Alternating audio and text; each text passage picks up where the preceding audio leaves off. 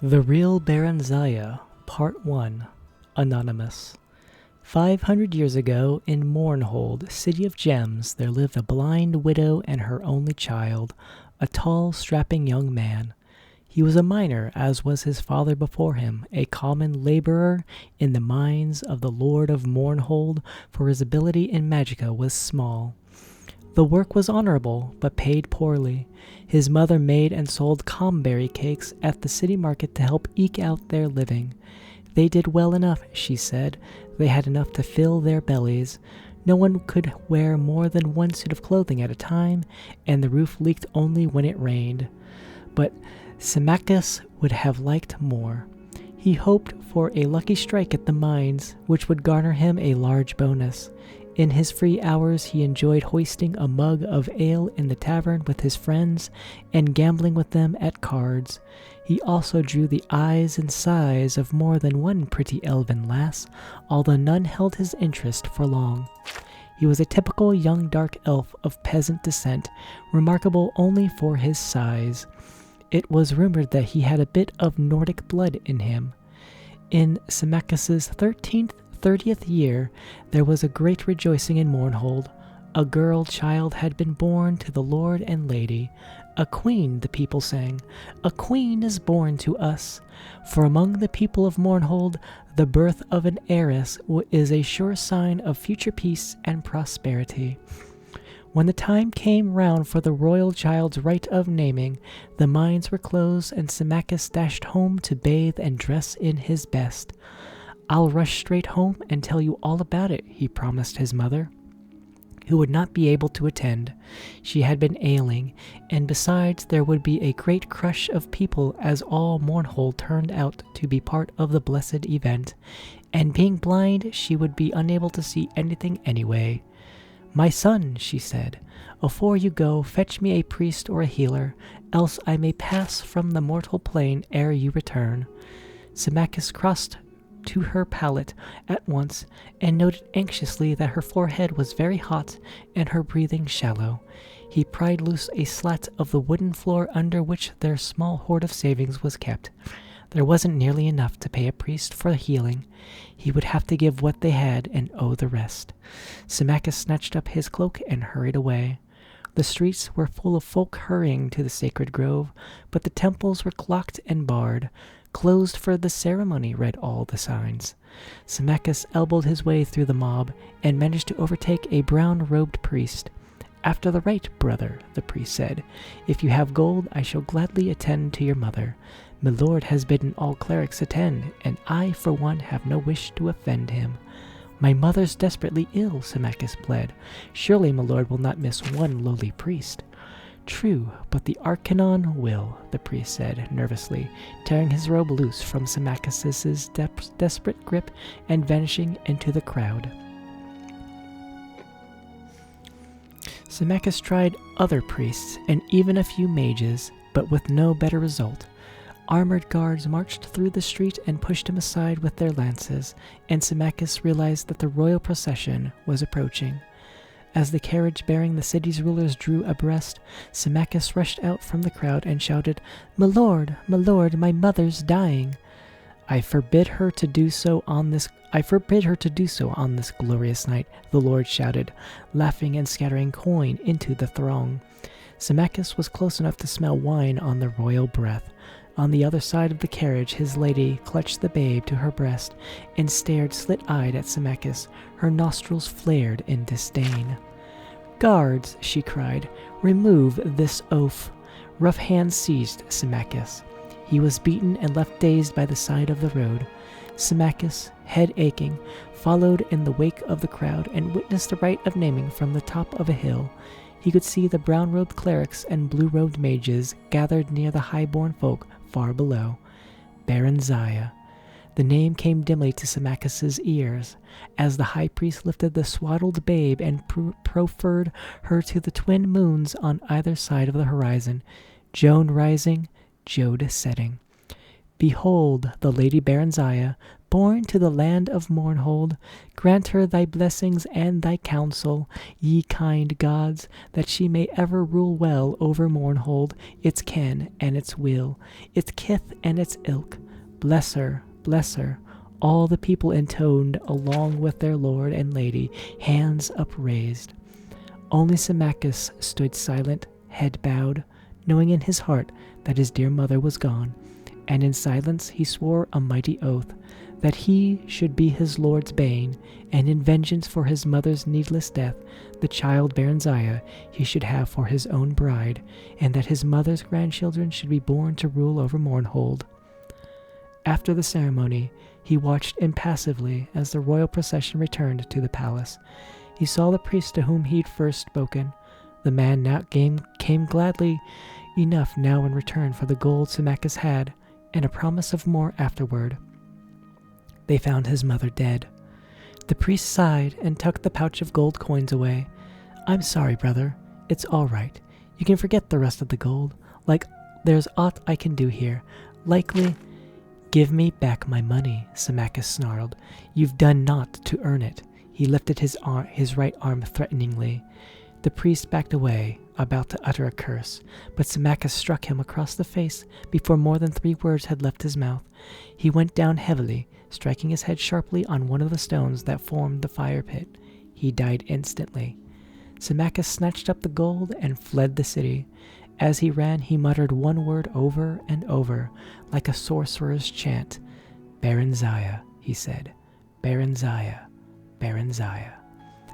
Barenziah stood on one of the balconies of the palace, staring down into the courtyard where soldiers milled, dazzling in their armor. Presently they formed into ordered ranks and cheered as her parents, the lord and lady, emerged from the palace, clad from head to toe in ebony armor, long purple-dyed fur cloaks flowing behind. Splendidly caparisoned, shining black horses were brought for them, and they mounted and rode to the courtyard's gates and turned to salute her. "Barenziah," they cried, "Barenziah, our beloved, farewell." The little girl blinked back tears and waved one hand bravely. Her favorite stuffed animal, a gray wolf cub she called Wuffen, clutched to her breast with the other. She had never been parted from her parents before, and had no idea what it meant, save that there was war in the west, and the name Tiber Septim was on everyone's lips, spoken in hate and dread. "Barenziah," the soldiers cried, lifting their lances and swords and bows. Then her dear parents turned and rode away, knights trailing in their wake, until the courtyard was nearly emptied. Some time after came a day when Barenziah was shaken awake by her nurse, dressed hurriedly, and borne from the palace. All she could remember of that dreadful time was seeing a huge shadow with burning eyes filling the sky. She was passed from hand to hand. Foreign soldiers appeared, disappeared, and sometimes reappeared. Her nurse vanished and was replaced by strangers, some more strange than others. There were days, or it may have been weeks, of travel. One morning she awoke to step out of the coach into a cold place with a large gray stone castle amid empty, endless gray-green hills covered patchily with gray-white snow. She clutched Wuffen to her breast in both hands and stood blinking and shivering in the gray dawn, feeling very small and very dark in all this endless space, this endless gray-white space. She and Hannah, a brown-skinned, black-haired maid who had been traveling with her for several days, went inside the keep. A large gray-white woman with icy gray-golden hair was standing by a hearth in one of the rooms. She stared at Barenziah with dreadful, bright blue eyes. "She's very black, isn't she?" the woman remarked to Hannah. "I've never seen a dark elf before." "I don't know much about them myself, milady," Hannah said, "but this one's got red hair and a temper to match, I can tell you that. Take care, she bites, and worse." "I'll soon train her out of that," the other woman sniffed. "And what's that filthy thing she's got? Ugh!" The woman snatched Wuffen away and threw him into the blazing hearth. Barenziah shrieked and would have flung herself after him, but was held back despite her attempts to bite and claw at her captors. Poor Wuffen was reduced to a tiny heap of charred ash. Barenziah grew like a weed transplanted to a Skyrim garden, a ward of Count Seven and his wife, the Lady Inga. Outwardly, that is, she thrived, but always there was a cold and empty place within. "I've raised her as my own daughter," Lady Igna was wont to sigh, as she sat gossiping with neighboring ladies came to visit. "But she's a dark elf. What can you expect?" Barenziah was not meant to overhear these words. At least she thought she was not. Her hearing was keener than that of her Nordic hosts. Other lesser desirable dark elf traits evidently included pilfering, lying, and a little misplaced magic, just a small fire spell here and a little levitation spell there. And as she grew older, a keen interest in boys and men who could provide very pleasant sensations, and to her astonishment, gifts as well. Inga disapproved of this last for reasons incomprehensible to Barenziah, so she was careful to keep it as secret as possible. "She's wonderful with the children," Inga added, referring to her 5 sons, all younger than Barenziah. "I don't think she'd ever let them come to harm." A tutor had been hired when Johnny was 6 and Barenziah was 8, and they took their lessons together.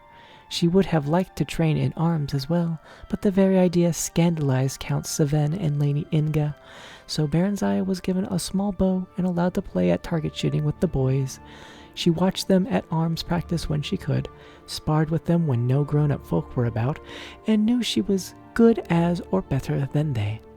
"She's very proud, though, isn't she?" one of the ladies would whisper to Inga, and Barenziah, pretending not to hear, would nod silently in agreement. She could not help but feel superior to the Count and his lady. There was something about them that provoked contempt. Afterward, she came to learn that Seven and Inga were distant cousins of Darkmoor Keep's last titled residents, and she finally understood. They were pursuers, impostors, not rulers at all. At least they were not raised to rule. This thought made her strangely furious at them, a good, clean hatred, quite detached from resentment. She came to see them as disgusting and repellent insects who could be despised but never feared. Once a month a courier came from the Emperor bringing a small bag of gold for Seven and Inga, and a large bag of dried mushrooms from Morrowind for Barenziah, her favorite treat. On these occasions she was always made to look presentable, or at least as presentable as a skinny dark elf could be made to look in Inga's eyes, before being summoned into the courier's presence for a brief interview. The same courier seldom came twice, but all of them looked her over in much the same way a farmer would look over a hog he is readying for market. In the spring of her 16th year, Barenziah thought the courier looked as if she were at last ready for market. Upon reflection, she decided she did not wish to be marketed. The stable boy, Straw, a big, muscular blond lad, clumsy, gentle, affectionate, and rather simple, had been urging her to run off for some weeks now. Barenziah stole the bag of gold the courier had left, took the mushrooms from the storeroom, disguised herself as a boy in one of Johnny's old tunics and a pair of his cast-off breeches, and on one fine spring night she and Straw took the 2 best horses from the stable and rode hard through the night toward Whiterun, the nearest city of any importance and the place where Straw wanted to be. But Mournhold and Morrowind also lay eastward, and they drew Barenziah as a lodestone draws iron. In the morning, they abandoned the horses at Barenziah's insistence. She knew they would be missed and tracked down, and she hoped to throw off any pursuers. They continued on foot until late afternoon, keeping to side roads, and slept for several hours in an abandoned hut. They went on at dusk and came to Whiterun's city gates just before dawn. Barenziah had prepared a pass of sorts for Straw, a makeshift document stating an errand to a temple in the city for a local village lord. She herself glided over the wall with the help of a levitation spell. She had reasoned correctly, as it turned out, that by now the gate guards would have been alerted to keep an eye out for a young dark elven girl and a Nordic boy traveling together. On the other hand, unaccompanied country yokels like Straw were a common enough sight. Alone and with papers, it was unlikely that he would draw attention. Her simple plan went smoothly. She met Straw at the temple, which was not far from the gate. She had been to Whiterun on a few previous occasions. Straw, however, had not been more than a few miles from Saven's estate, which was his birthright. Together they made their way to a run-down inn in the poorest quarters of Whiterun. Gloved, cloaked, and hooded against the morning chill, Barenziah's dark skin and red eyes were not apparent, and no one paid any heed to them. They entered the inn separately. Straw paid the innkeeper for a single cubicle, an immense meal, and 2 jugs of ale. Barenziah sneaked in a few minutes later. They ate and drank together, gleefully rejoicing in their escape, and made love vigorously on the narrow cot. Afterward, they fell into an exhausted, dreamless sleep. They stayed for a week at Whiterun. Straw earned a bit of money running errands, and Barenziah burgled a few houses at night. She continued to dress as a boy. She cut her hair short and dyed her flame-red tresses jet black to further the disguise, and kept out of sight as much as possible. There were few dark elves in Whiterun. One day, Straw got them work as temporary guards for a merchant's caravan traveling east. The one-armed sergeant looked her over dubiously. "Huh," he chuckled. "Dark elf, ain't ya? Like setting a wolf to guard the sheep, that is. Still, I need alms, and we ain't going near enough Morrowind so's ya can betray us to your folk. Our homegrown bandits would be as fine cut your throat as mine." The sergeant turned to give Straw an appraising look. Then he spun back abruptly toward Barenziah, whipping out his short sword. But she had her dagger out in the twinkling of an eye, and was in a defensive stance. Straw drew his own knife and circled round the man's rear. The sergeant dropped his blade and chuckled again. "Not bad, kids, not bad. How are ye with yon bow, Dark Elf?" Barenziah demonstrated her prowess briefly. "Aye, not bad, tall. And ye'll be keen of eye by night, boy, and of hearing tall times. A trusty Dark Elf makes as good a fighting man as any could ask for. I know, I served under Symmachus himself before he lost his arm and got invalidated at the Emperor's army." "We could betray them. I know folk who'd pay well," Straw said later as they bedded down for the last night at the ramshackle lodge, "or rob them ourselves. They're very rich, those merchants are, Barry." Barenziah laughed. "Whatever would we do with so much money? And besides, we need their protection for traveling quite as much as they need ours. We could buy a little farm, you and me, Barry, and settle down, all nice-like." "Peasant," Barenziah thought scornfully. Straw was a peasant, and harbored nothing but peasant dreams. But all she said was, "Not here, Straw. We're too close to Darkmoor still. We'll have other chances farther east." The caravan went only as far east as Sungard. The Emperor Tibur Septim I had done much in the way of building relatively safe and regularly patrolled highways, but the tolls were steep, and this particular caravan kept to the side roads as much as possible to avoid them. This exposed them to the hazards of wayish robbers, both human and orcish, and roving brigand bands of various races. But such were the perils of trade and profit. They had 2 such encounters before reaching Sungard. An ambush which Barenziah's keen ears warned them of in plenty of time for them to circle around and surprise the lurkers, and a night attack by a mixed band of Khajiit, humans, and wood elves. The latter were a skilled band, and even Barenziah did not hear them sneaking up in time to give much warning. This time the fighting was fierce. The attackers were driven off, but 2 of the caravan's other guards were slain, and Straw got a nasty cut on his thigh before he and Barenziah managed to gash his Khajiit assailant's throat.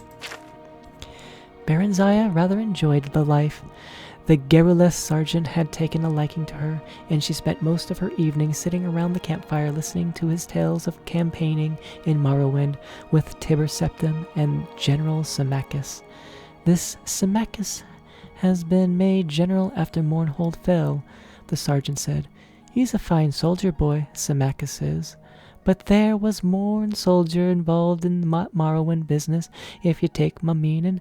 But well, you know all about that, I expect."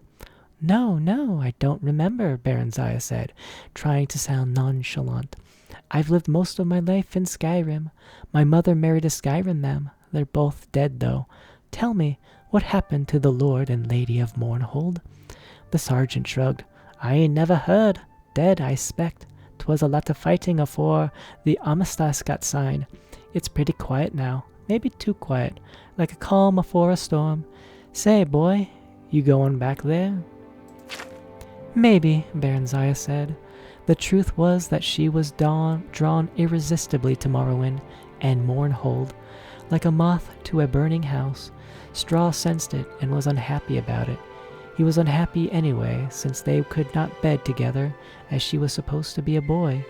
Barenziah rather missed it too, but not as much as Straw did, seemingly. The sergeant wanted them to sign on for the return trip, but gave them a bonus nonetheless when they turned the offer down in parchments of recommendation.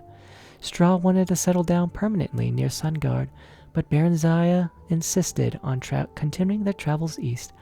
"I'm the Queen of Mournhold by rights," she said, unsure whether it was true, or was it just a daydream she had made up as a lost, bewildered child. "I want to go home. I need to go home." And that at least was true. After a few weeks, they managed to get places in another caravan heading east. By early winter, they were at Riften and nearing the Morrowind border. But the weather had grown severe as the days passed, and they were told no merchant caravans would be setting forth till mid-spring. Barenziah stood on top of the city walls and stared across the deep gorge that separated Riften from the snow-clad mountain wall guarding Morrowind beyond. "Barry," Straw said gently, "Mournhold's a long way off yet, nearly as far as we've come already, and the lands between are wild, full of wolves and bandits and orcs and still worse creatures. We'll have to wait for spring." "There's Silgrad Tower," Barry said, referring to the dark elven township that had grown up around an ancient minaret guarding the border between Skyrim and Morrowind. "The bridge guards won't let me across, Barry. They're crack Imperial troops. They can't be bribed. If you go alone. I won't try and stop you. But what will you do? Silgrad Tower is full of Imperial soldiers. Will you become a washing woman for them? Or a camp follower?" "No," Barenziah said slowly, thoughtfully. Actually, the idea was not entirely unappealing. She was sure she could earn a modest living by sleeping with the soldiers.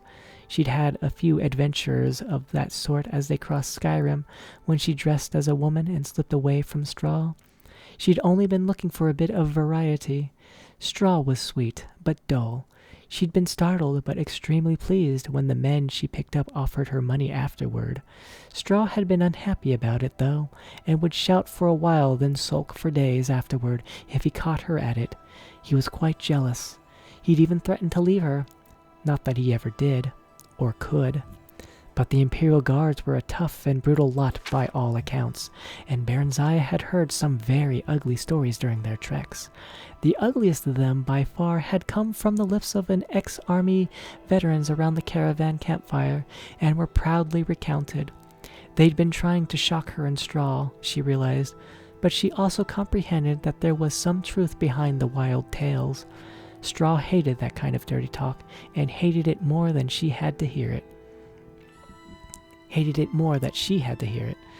But there was a part of him that was fascinated nevertheless.